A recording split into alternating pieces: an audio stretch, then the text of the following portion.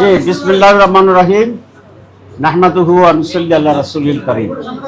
মাননীয় সাংবাদিক বন্ধুগণ, আসসালামু আলাইকুম ওয়া রাহমাতুল্লাহ।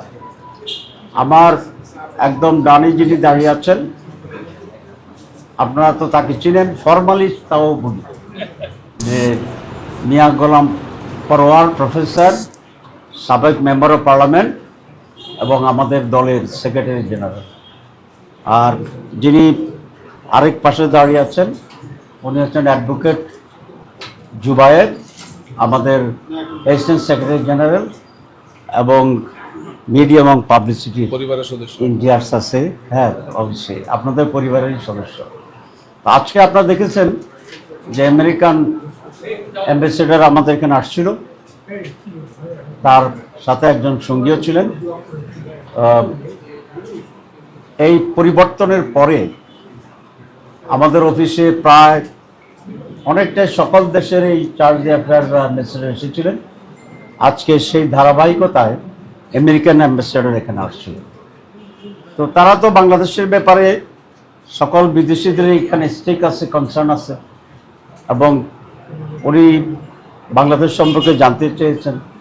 বিশেষ করে যে রিফর্মস হচ্ছে, সেই রিফর্মসটা কীভাবে হচ্ছে, কীভাবে কনসেনসাসে পৌঁছা যাবে, নির্বাচনের প্রস্তুতি কেমন, এবং এখানে যে সিকিউরিটি কোনো থ্রেট আছে কি না, আমেরিকা বাংলাদেশের বিজনেস এবং ইনভেস্টমেন্টের ব্যাপারে কথা হয়েছে। বিশেষ করে আমাদের এই অঞ্চলে যে সিকিউরিটি থ্রেট আছে সেসব ব্যাপারে ওনারা আমাদের স্ট্যান্ডিংটা জানতে চেয়েছে, এবং টেররিজমের ব্যাপারে সেখানে আমাদের ভিউজ এবং বাংলাদেশের পজিশন তারা জানতে চেয়েছে, এবং এম্পাওয়ারমেন্ট অফ উমেন সম্পর্কে ওনারা কথা বলেছেন।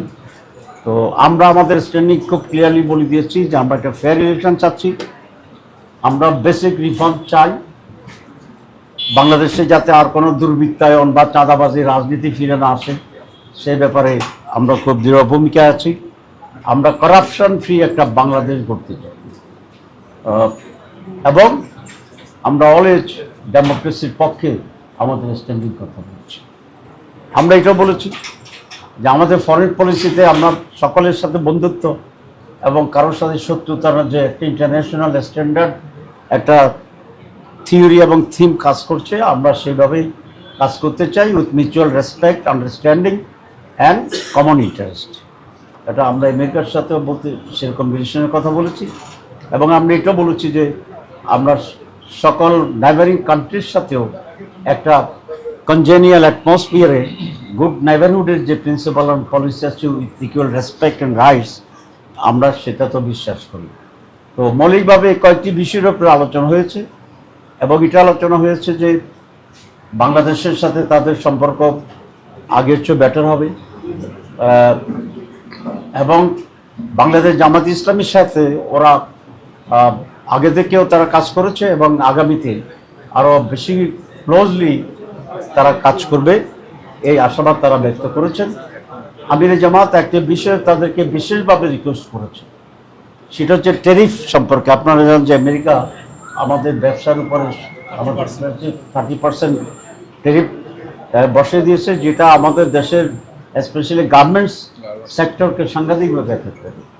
আমিরে জামাত অ্যাম্বাসেডরের মাধ্যমে আমেরিকান প্রেসিডেন্ট এবং গভর্নমেন্টের কাছে স্পেশাল রিকোয়েস্ট করেছে এই ব্যাপারে যেন কনসিডার করে এবং ট্যারিফ কমাই দিয়ে একটা সহনীয় পর্যায়ে নিয়ে আসতে পারে, যাতে করে বাংলাদেশের গার্মেন্টস এবং অন্যান্য এক্সপোর্ট ওরিয়েন্টেড যে সমস্ত গুডস আছে আমাদের, সেগুলোতে আমরা অব্যাহত রাখতে পারি।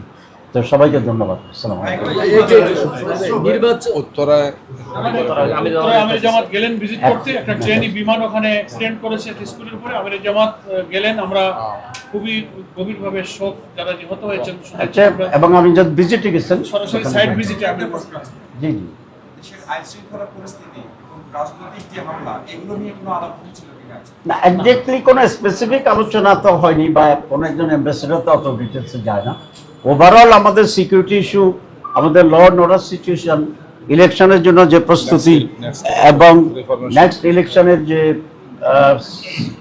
ফেয়ার করার জন্য যে অ্যারেঞ্জমেন্ট, রিফর্ম সম্পর্কে রিফর্ম সম্পর্কে সব কিছু নিয়ে একটা কমন আলোচনা হয়েছে। হ্যাঁ ভাই, জাতিসংঘের যে মানবাধিকার কার্যালয় সেটি নিরাপত্তার যে ব্যাপারটা এসেছে, জি, সেখানে আসলে ভারতকে সরাসরি মিন করে তিনি কিছু বলেছেন। স্পেসিফিক কোনো দেশের ব্যাপারে সেরকম কথা হয়নি। আমরা বলেছি আঞ্চলিক সিকিউরিটির ইস্যুতে তো আমরাও কনসার্ন আছি, সুতরাং যেখানে পারস্পরিক সহযোগিতা করা সম্ভব এবং প্রয়োজন সেখানে আমরা পারস্পরিক সহযোগিতার ব্যাপারে একমত পোষণ করছি।